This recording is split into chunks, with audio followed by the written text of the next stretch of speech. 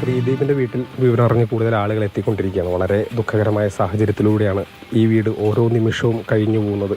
രണ്ടാമത്തെ അറ്റംപ്റ്റിൽ തന്നെ MBBS വലിയ റാങ്ക്, നീറ്റിൽ വലിയ റാങ്ക് നേടിയിട്ടാണ് MBBS എന്ന സ്വപ്നവുമായി ഈ ചെറുപ്പക്കാരൻ ആലപ്പുഴയിലേക്ക് വണ്ടി തിരിച്ചത്. പക്ഷേ 55 ദിവസം മാത്രമേ ആ ഒരു സ്വപ്നത്തിന് ആയുസ്സുണ്ടായിരുന്നുള്ളൂ. അതിനിടയിലാണ് ഇങ്ങനെ വളരെ രംഗബോധമില്ലാത്ത രീതിയിൽ ഈ ദുരന്തം ഇവിടെ എത്തിയത്. വിവിധ രാഷ്ട്രീയ പാർട്ടിയിലുള്ളവർ, രാഹുൽ മാങ്കൂട്ടത്തിൽ, പ്രദേശത്തെ നിയുക്ത MLA അടക്കമുള്ളവർ ഇവിടെ എത്തിയിട്ടുണ്ട്.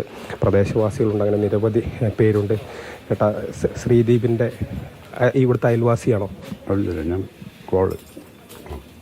എങ്ങനെയാണ് ശ്രീദീപിനെ പരിചയം? എങ്ങനെയാണ് പരിചയം?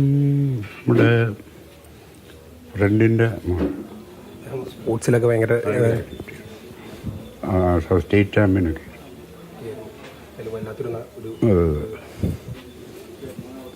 ഉൾക്കൊള്ളാൻ പറ്റുന്നുണ്ട്. അച്ഛനായിട്ടടക്കം വലിയ അടുപ്പം ശ്രീദീപ് എന്നും കാത്തു സൂക്ഷിച്ചിരുന്നു. പലരും പറയാറ് പുറത്തേക്ക് ഇറങ്ങുമ്പോഴെപ്പോഴും അച്ഛനും ഒപ്പം ഉണ്ടാകും. അങ്ങനെയാണ് ശ്രീദീപ് പുറത്തേക്കൊക്കെ ഇറങ്ങാറെന്നാണ്. നേരത്തെ ശ്രീദീപിൻ്റെ അധ്യാപിക ഇവിടെ കണ്ടിരുന്നു. അവർ കരഞ്ഞുകൊണ്ടാണ് നമ്മളടുത്തൊക്കെ സംസാരിച്ചത്. 6, 7, 8, 9. അതെ, നല്ലോണം പഠിക്കണ കുട്ടിയായിരുന്നു. വിഷമത്തിൽ നിൽക്കുന്ന ഒരു സാഹചര്യമാണ് ഉള്ളത്. ഓരോ ബന്ധുക്കളെ സംബന്ധിച്ചിടത്തോളം, അതോടൊപ്പം തന്നെ സുഹൃത്തുക്കളെ സംബന്ധിച്ചിടത്തോളം പറയുകയാണെങ്കിൽ വലിയ വിഷമത്തിൽ നിൽക്കുന്ന ഒരു സാഹചര്യമാണ്. ഒരുപക്ഷെ ശ്രീദീപിന് വലിയ ഒരു അത്ലറ്റ് കൂടിയായിരുന്നു, ഒരു സംസ്ഥാന താരം കൂടിയായിരുന്നു.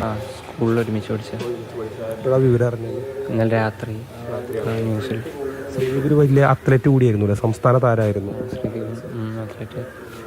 ഭാരത് മാതയിലാണ് ഒരുമിച്ച് പഠിച്ചത്. ഭാരത് മാതയിൽ നന്നായി പഠിക്കാനും സ്പോർട്സ് പരമായിട്ടാണെങ്കിലും നല്ല വർക്ക് ചെയ്തിട്ടുണ്ടായിരുന്ന കുട്ടിയാണ്. വളരെ വൈകാരികമായ മുഹൂർത്തങ്ങളിലൂടെയാണ് ഈ വീട് കടന്നു പോകുന്നത്.